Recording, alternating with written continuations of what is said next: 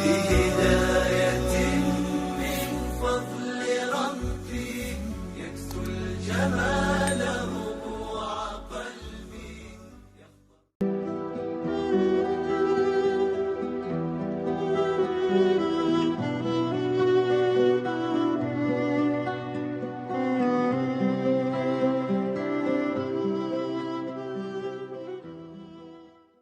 Assalamualaikum warahmatullahi wabarakatuh.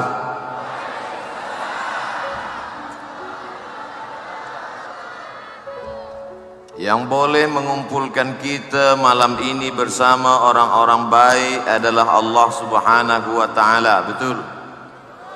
Maka kita syukuri nikmat besar ini dengan mengucapkan alhamdulillahi rabbil alamin. Semua majlis bila tidak disebut salawat kepadanya, maka majlis itu adalah anta najifah, majlis busuk, berbau, bangkai, berulat. Maka supaya majlis kita ini menjadi majlis yang mulia, kita bersalawat kepadanya. Allahumma salli ala Sayyidina Muhammad wa ala alihi wa sahbihi wa barik wa sallim. Apa kata Sayyidina Abu Bakar Siddiq radhiyallahu an asila ila qarabati Rasulillah sallallahu alaihi wasallam ahabbu ilayya, menyambung silaturahim kepada keluarga Rasulullah sallallahu alaihi wasallam lebih aku sukai, lebih aku cintai, min an asila ila qarabati, daripada menyambung silaturahim dari keluargaku sendiri. Menyambung silaturahim kepada keluarga Rasulullah lebih aku sukai daripada menyambung silaturahim dengan keluargaku sendiri. Yang berkata begitu bukan ustaz, bukan ulama, tapi orang yang dijamin masuk surga. Dia adalah Sayyidina Abu Bakar Siddiq. Lalu bagaimana dengan kita? Bagaimana dengan kita yang manusia biasa?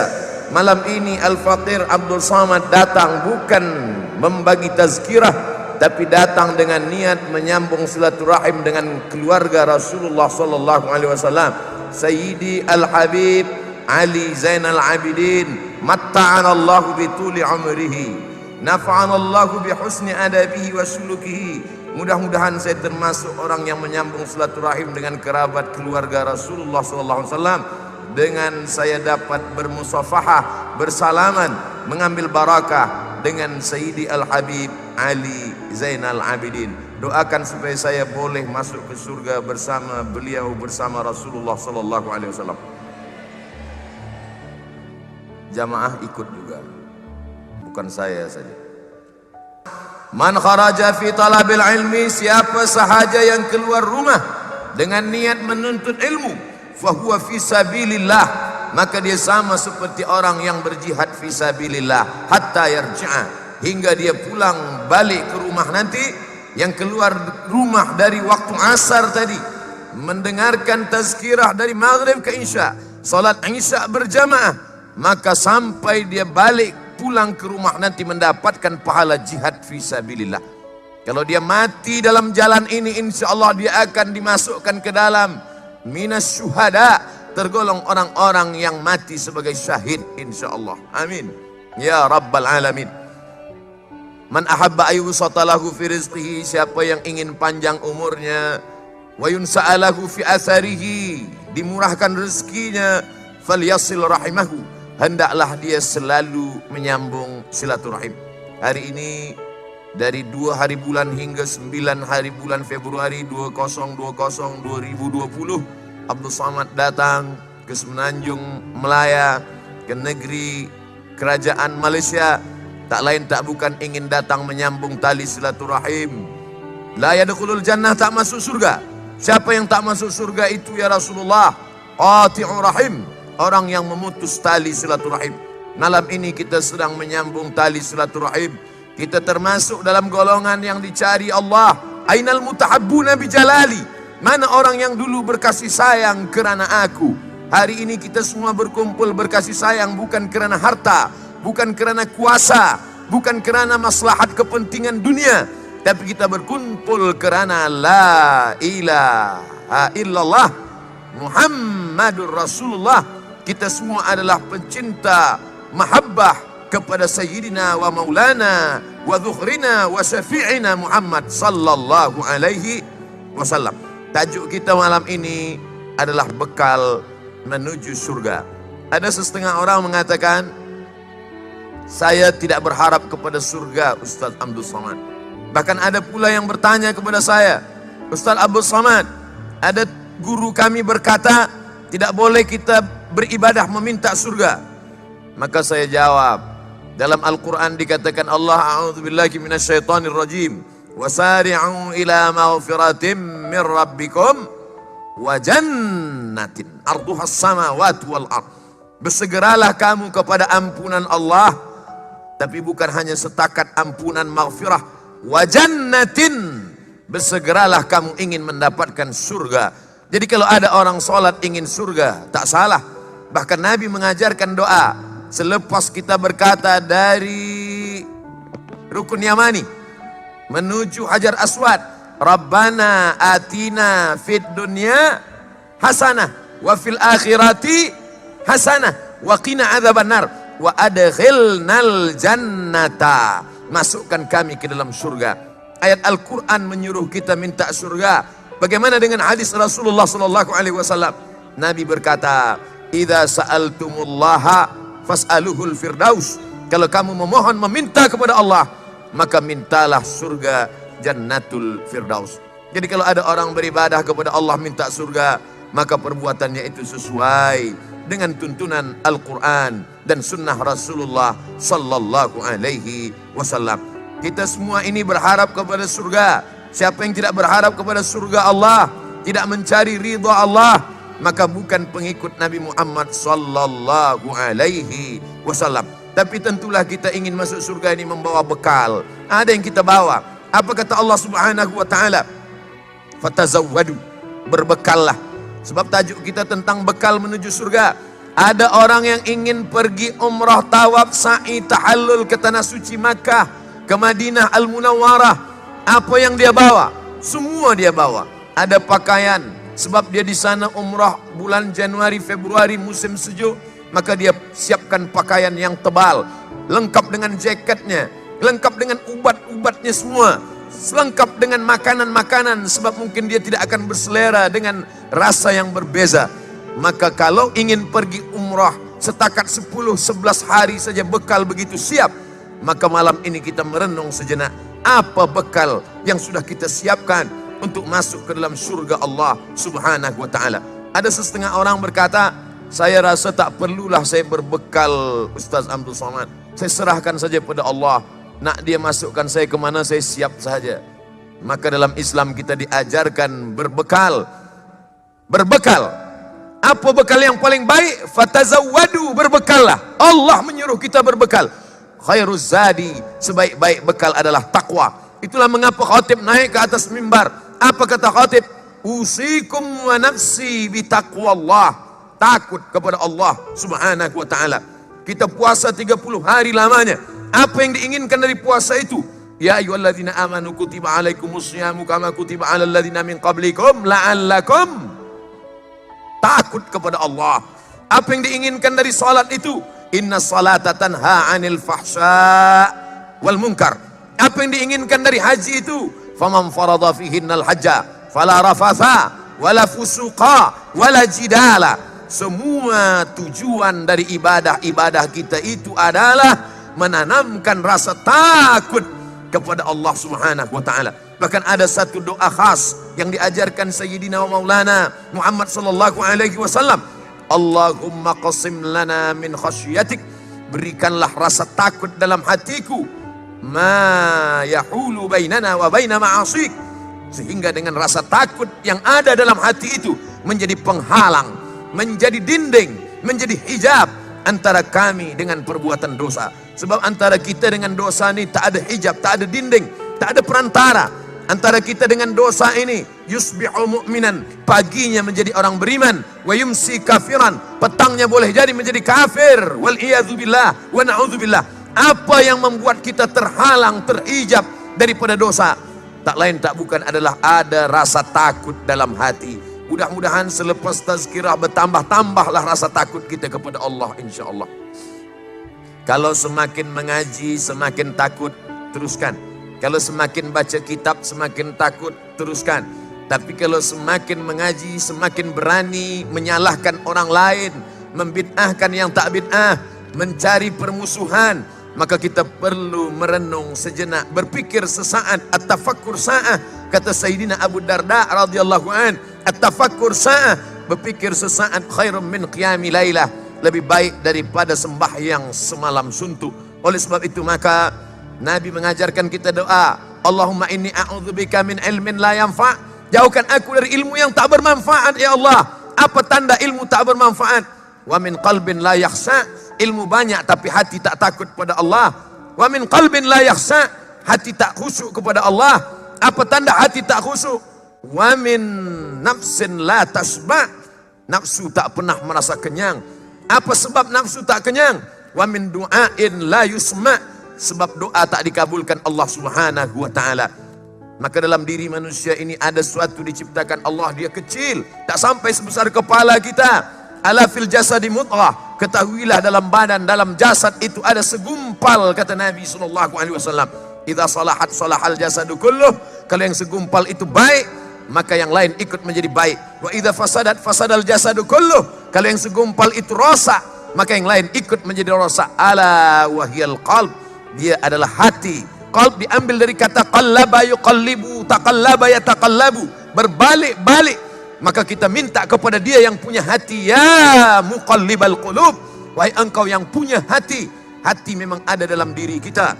Sejak mula dari kandungan ibu kita, hati sudah ada dalam jasad kita, tapi dia bukan punya kita. Lillahi ma fis samawati wa ma fil ard. Apa yang ada di langit, apa yang ada di bumi, punya Allah Subhanahu wa taala. Kita minta kepada dia yang punya hati, punya jantung, ya muqallibal qulub, wahai engkau yang membalikkan hati, sabbit qulubana, kokohkan hati kami, ala dinik, dalam agamamu, wa ala ta'atik, dalam ketaatan kepada Allah Subhanahu wa taala. Dunia ini sementara. Kun fid dunya ka'annaka gharib, jadilah engkau hidup di dunia ini seperti orang yang merantau. Kita adalah manusia yang musafir berjalan. Kun fid dunya ka'annaka gharib, jadilah engkau manusia seperti merantau di suatu negeri, sampai masanya dia akan kembali ke negeri asalnya. Apa yang akan kita bawa? Ini tempat sementara saja. Hari panas terik, tak tahan dengan panas matahari, maka bernaung di bawah pokok kayu yang rindang. Sementara panas terik, redup matahari, kita akan teruskan perjalanan. Suka tak suka, mahu tak mahu, kita akan tinggalkan dunia ini. Idza jaa ajaluhum, kalau ajal sampai, la yastakhiruna sa'atan, tak dapat ditunda walau sesaat. Wala yastaqdimun, tak pula dapat dimajukan walaupun sesaat. Kalau sudah tiba masanya, apa kata orang Melayu? Mumbang jatuh, kelapa pun jatuh. Tegaklah di bawah pokok kelapa. Jangan pandang ke atas, tapi pandang ke bawah. Sebab bila memandang ke atas, yang diingat bukan mati, tapi gulai. Pandang ke bawah, tengok ke tanah. Apa yang nampak di bawah? Bukan hanya kelapa tua yang jatuh, kelapa muda pun jatuh. Tak hanya kelapa muda yang jatuh, mayangnya pun jatuh juga. Ranting kayu pun jatuh juga. Kalau sudah sampai masanya, kita akan menghadap Allah Subhanahu wa taala. Yang tua, jangan terlampau takut. Yang muda, jangan terlampau berani. Yang sakit, jangan putus asa. Yang sehat, jangan merasa malaikat maut masih jauh. Banyak orang kalau diajak bertaubat kepada Allah, kenapa kamu tidak bertaubat? Rasa-rasanya malaikat maut datang selepas pencen lah Ustaz. Siapa yang berkata demikian? Kalau sudah sampai yang dijanjikan Allah Subhanahu wa taala, maka kita semua akan menghadap Allah. Tinggal semuanya. Kupiah, peci, qalansuah yang amat sangat dicinta, tinggal baju, semua dengan baju kebesarannya.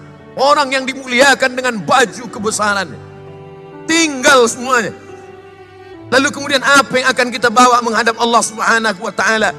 Kalau pernah tangan menyapu kepala anak yatim, kalau pernah kaki melangkah ke masjid, kalau pernah kening ditempelkan ke lantai, kalau pernah mata memandang ulama, para habaib zuriat Rasulullah SAW, kalau pernah telinga mendengar tazkirah, kalau pernah lidah berzikir basah menyebut asma Allah, itu saja yang dapat menolong. Yauma yafirrul mar'u min akhih.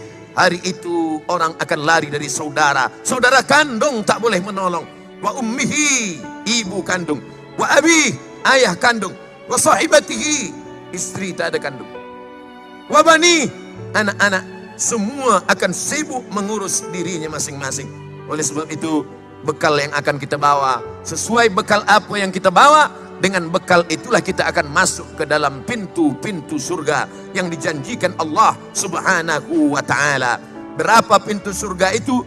Disebutkan dalam hadis sahih, ada 8 pintu. Kalau kamu ingin tahu siapa yang masuk dari pintu ke-8-8-nya, dia pilih mana saja. Pintu 1, pintu 2, pintu 3, pintu 4. Kau nak masuk dari pintu yang mana saja. Kata Nabi SAW, inilah orangnya. Yang dia tunjuk adalah Abu Bakar Siddiq. Abu Bakar Siddiq nak masuk dari pintu mana saja, disilakan Allah Subhanahu wa ta'ala. Bila kita membaca Yasin, petang Jumat, malam Jumat, setiap malam, sebelum tidur, saat tahajud, kita ulang berkali-kali. Salamun qawlam min Rabbir Rahim. Salamun qawlam min Rabbir Rahim. Salamun qawlam min Rabbir Rahim. Begitu seorang ibu membaca Yasin, dia ulang sampai berkali-kali. Anaknya bertanya, ibu, Umi, kenapa diulang sampai 3 kali? Usah tanya-tanya, dari dulu memang udah begitu. Dia ulang saking inginnya. Sebab ketika membaca ayat azab, menetes air mata, takut kepada azab. Membaca ayat nikmat, membaca ayat surga, maka kita ulang berkali-kali. Tidakkah kita mendengar bagaimana Imam Masjidil Haram, Syekh Abdurrahman Sudais, Syekh Hudhaifi, Su'ad As-Suraim, ketika membaca ayat, dia ulang berkali-kali.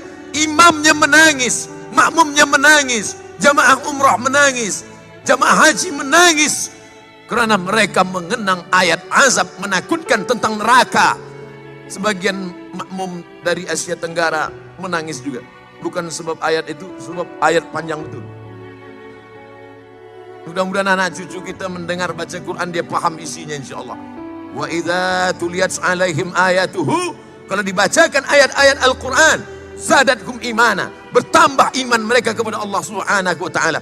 Maka pintu yang pertama, sesuai dengan bekal yang kita bawa. Apa bekal yang engkau bawa? Masuklah dari pintu babus shalah.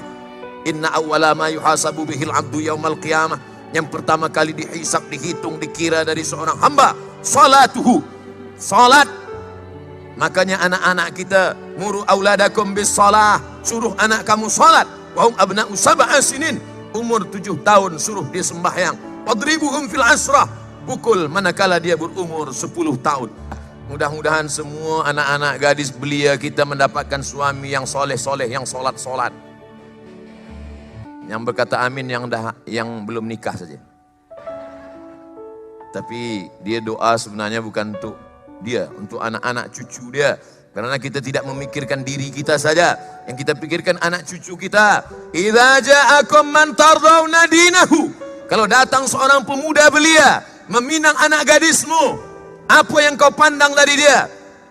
Dinahu, baik agamanya, wa khuluqahu, baik akhlaknya. Maka apa yang kau lakukan? Fazawwijuhu, maka nikahkanlah dia. Kalau tidak kamu lakukan itu, takun fitnatun fil ardi wa fasadun arid, akan terjadi fitnah dan besar dan kerosakan di atas muka bumi yang amat sangat besar. Bila kau pandang keretanya, keretanya akan tinggal hancur. Kau pandang rumahnya, rumahnya akan binasa. Kau pandang tanahnya, tanahnya akan diwariskan. Tapi yang kekal abadi adalah ibadahnya kepada Allah Subhanahu wa ta'ala. Alhamdulillah, pemuda-pemuda belia yang ada di hadapan saya ini semuanya adalah pemuda-pemuda yang siap menjadi imam. Betul? Yang tua pula menyahut dia. Masya Allah, tabarakallah. Jadi yang pertama adalah babus salat, pintu salat. Man taraka salata muta'ammidan, siapa yang meninggalkan salat secara sengaja, faqad kafara jihara, kafirlah dia secara nyata. Wal'iyadzubillah, kita selalu, ulama-ulama kalau sudah menyebut kafir, murtad, berkali-kali mereka berkata, wa na'udzubillah, wal'iyadzubillah, Allah lindungi. Ya Allah, ya Tuhan kami, ya Rab, ya Dzal Jalali wal Ikram, ya fa'alul lima yurid. matikan anak cucu kami sampai hari kiamat dalam keadaan muqimis shalah, menegakkan salat insyaallah. Makanya doa Nabi Ibrahim alaihissalam, Rabbi ja'alni muqimas shalah, jadikan anak cucuku orang yang menegakkan salat, wa min dzurriyyati, sampailah nanti anak cucu keturunan hingga hari kiamat. Dan bagaimana pula yang dilakukan oleh Nabi Muhammad sallallahu alaihi wasallam ketika beliau akan meninggal dunia menghadap Allah, apa yang keluar dari mulutnya? As-salah, as-salah, salat, salat. Disambut oleh Sayyidina Abu Bakar Siddiq. Apa kalimah pertama yang keluar dari mulut Abu Bakar semasa dia dilantik menjadi khalifah? Apa yang dikatakan Sayyidina Abu Bakar Siddiq? Qumu ila salatikum yarhamkumullah. Laksanakanlah salat. Sama ucapan Nabi menjelang meninggal dengan ucapan yang keluar dari mulut Abu Bakar Siddiq ketika dia dilantik pertama kali menjadi khalifah. Begitulah pentingnya perkara masalah salat, salat, salat. Bagaimana dengan salat yang tinggal-tinggal di masa lampau? Ustaz Abdul Somad, saya ini bukan orang baik, saya ini dulu peminum khamar, saya dulu pezina, maaf, saya ini pelaku perbuatan yang tercela dan keji. Salat saya banyak tinggal. Umur kamu sudah berapa? Sudah 40 tahun Ustaz. Kata orang, malaikat menengok kita 70 kali sehari semalam. Maka saya pun bertobat. Maka saya ingin mendekatkan diri kepada Allah. Umur berapa kamu salat? Baru semalam. Akil balik umur berapa? 10 tahun. 30 tahun tak salat. Masya Allah. Oleh sebab itu maka apa kata Nabi SAW? La kafarata laha illa dhalik. Tidak ada yang dapat menebus salat kecuali salat itu sendiri. Makanya kita dalam mazhab Syafi'i ada salat adaan, ada salat qadaan. Usalli fardal isya 4 rakaatin adaan, tunai. Tapi ada yang mengganti salat-salat yang lama yang dulu kita tinggalkan. Usalli fardal isya'i 4 rakaatin qadaan. Selepas salat zuhur qadaan, selepas salat asar qadaan, selepas salat maghrib qadaan, selepas salat isya qadaan. Berapa lama? Selama yang ditinggalkan. Taubat 2020, cash 2050. Kalau malaikat datang sebelum itu, alhamdulillah, niatnya sudah sampai. Tapi jangan sebab saya bagi tazkirah malam ini semua salat mesti diqadha, diganti yang lalu-lalu, esok semua kaki tangan semua yang bekerja tak lagi masuk office. Kemana semua? Dia ambil cuti nak qadha salat sebulan. Bukan begitu. Kita tanya para habaib, kita tanya para ulama, bagaimana melaksanakannya. Maka begitu yang diajarkan. Tetap kita qadha selepas satu salat. Sepakat 4 mazhab. Yang paling tua Imam Abu Hanifah, Hanafi. Yang kedua Imam Malik bin Anas, Maliki. Yang ketiga Muhammad bin Idris, Syafi'i. Yang keempat Ahmad bin Ambal, Ambali. Bahwa salat yang lalu, yang lampau, begitulah beratnya. Tapi jangan gara-gara ini sebab tazkirah Abdul Somad. Sebenarnya saya ini dah lama ingin taubat Ustaz. Kenapa tak taubat? Berat betul, tak jadilah saya taubat. Tetap bertaubat. Tubu ilallahi taubatan nasuha. Man shalla isnatai asyarata raka'ah. Siapa yang salat 12 rakaat fil yaumi wal lailah, sehari semalam. Dia salat 12 rakaat. 2 rakaat sebelum subuh, 4 rakaat sebelum zuhur, 2 rakaat selepas zuhur, 2 rakaat selepas maghrib, 2 rakaat selepas isya. Saya ulang sekali lagi. Orang kalau belum makan malam susah mengingat. 2 rakaat sebelum subuh, 4 rakaat sebelum zuhur, 2 rakaat selepas zuhur, 2 rakaat selepas maghrib, 2 rakaat selepas isya. Man shalla isnatai asyarata rakaat. Siapa yang salat 12 rakaat, bunya lahu bihinna baitun fil jannah. Dibina Allah untuknya satu tempat di surga. Mudah-mudahan kita istiqamah qabliyah ba'diyah, qabliyah ba'diyah, qabliyah ba'diyah. Banyak orang tak salat sunat. Bila ditanya, kenapa awak tak salat sunat? Salat sunat itu dilaksanakan berpahala, tak dilaksanakan tak apa-apa. Itulah yang menyebabkan orang tidak salat sunat. Padahal rakaat al-fajri khairum minad dunya wa ma fiha. 2 rakaat qabliyah subuh lebih baik daripada dunia dan seisinya. Salat sunat doa, salat sunat isyraq, salat sunat awabin, salat sunat tahajud, salat sunat witir, salat sunat ba'diyah. Maka perbanyak salat sunat Sayyidina wa Maulana Muhammad sallallahu alaihi wasallam punya anak perempuan bernama Sayyidatuna Fatimah. Sayyidatuna Fatimah punya anak lelaki bernama Sayyidina Al-Husain. Sayyidina Al-Husain punya anak lelaki bernama Sayyidina Ali. Nama datuk dia Ali, nama dia pula Ali. Ada dua Ali. Bagaimana membezakan Ali pertama dengan Ali kedua? Maka dia diberi gelaran Zainal Abidin. Zain perhiasan, Abidin ahli ibadah. Mengapa dia disebut perhiasan ahli ibadah? Dia juga disebut dengan Imam As-Sajjad. Dal. Banyak sujudnya kepada Allah. Kenapa? Karena dia sehari semalam alfu sajadah, 1000 kali sujud. Sehari semalam keningnya dia tempelkan ke lantai 1000 kali sujud. Bukan kata Abdul Somad. Yang menceritakan itu adalah Imam Az-Zahabi dalam kitab Syiar A'lam An-Nubala. Zuriat Rasulullah, mengalir darah Nabi dalam badannya. Darah yang mengalir dalam badan tidak akan disentuh api neraka, tapi dia tetap bersimpuh sujud 1000 kali sujud siang dan malam. Bagaimana dengan kita? Kita kadang sujud juga, cuman tak sampai kening ke lantai. Sikit aja, sikit aja. Na'udzubillah. Oleh sebab itu maka kita malu kalau kita baca sirah, sejarah orang-orang yang dekat kepada Allah Subhanahu wa taala. Yang pertama, bekal kita menghadap Allah adalah babus shalah. Bekal kita bawa salat, kita akan masuk dari babus shalah. Yang kedua, babur rayyan. La yadkhuluhu illa as-shaimun. Yang masuk ke dalam babur rayyan itu adalah hanya mereka yang membawa bekal. Beg yang mereka bawa isinya adalah puasa. Puasa Isnin dan Khamis. Puasa Ayyamul Bait 13, 14, 15. Puasa Ashura 10, 9, 10, 11 paling elok. Tak boleh 3, 9, 10, 11, 10, 11 saja. 10, 11 pun tak sanggup, 10 saja. 10 pun tak sanggup. Innalillahi wa inna ilaihi raji'un. Apa bekal kita menghadap Allah Subhanahu wa taala?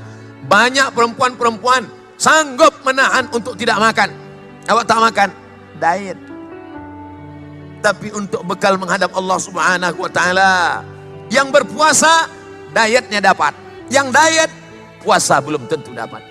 Oleh sebab itu maka kita bawa puasa ini menghadap kepada Allah Subhanahu wa taala. Nabi SAW ditanya, "Mengapa engkau berpuasa hari Isnin ya Rasulullah?" "Dzaka yauma wulidtu, hari Isnin aku lahir. Wa yauma bu'itstu, hari Senin aku dibangkitkan. Wa yauma unzalu alayya, hari Isnin wahyu diturunkan kepada aku." "Mengapa engkau puasa hari Khamis ya Rasulullah?" "Turfa'u fihi al-a'mal." Jumat, Sabtu, Ahad, Isnin, Selasa, Rabu, Khamis. Hari Khamis awal diangkat. "Uhibbu an yurfa'a amali wa ana sha'im." Aku suka ketika amalku diangkat, aku dalam keadaan berpuasa. Pemuda-pemuda sangat elok, sangat baik berpuasa. Pelajar-pelajar penuntut ilmu amat sangat baik berpuasa. Untuk apa? Untuk mengendalikan hawa nafsunya. Bergejolak, maka dengan berpuasa dia akan merasakan kedekatan muraqabatullah, musyahadatullah, penyaksian Allah, pengawasan Allah. Dalam saat berpuasa itulah dia merasakan Allah itu amat sangat dekat. Kita kalau tak makan, tak minum, terasa Allah itu dekat betul. Apalagi pukul-pukul 6 menjelang azan, dekat betul. Selepas azan baru agak jauh. Oleh sebab itu maka kita banyakkan bekal-bekal puasa. Puasa ini akan menolong kita. Man mata, siapa yang mati, wa alaihi siyamun, ada utang puasa. Dulu mengandung anak pertama, berapa hari tidak puasa? Masa mengandung 30 hari tak puasa. Menyusukan anak 2 tahun. Tahun pertama menyusukan anak 30 hari tak puasa. Tahun kedua menyusukan anak 30 hari tak puasa. 1 anak 90 hari tak puasa. Berapa anak awak? 10. Man mata, siapa yang mati, wa alaihi siyamun, punya utang puasa, sama anhu waliyuhu, ahli warisnya wajib mengqadhakan puasa untuknya. Oleh sebab itu makcik-makcik, puan-puan, pemudi-pemudi, belia-belia, tulis berapa puasa yang tinggal dulu. Tulis, catat, yang sudah diqadha bagi tanda sign. Sudah qadha, sudah qadha, sudah qadha. Simpan catatan ini di dalam bag. Manakala kita mati, ahli waris kita pun mencari surat-surat tanah. Insya Allah dia akan dapat surat itu. Mereka pun akan berbagi. Dia call adik dia, abang dia, kakak dia. Datanglah kakak, datanglah adik. Ini ada yang nak kita bagi-bagi ni. Awak 10, awak 10. Semua datang. Dia sangka 10 emas. Rupanya 10 hari qada puasa.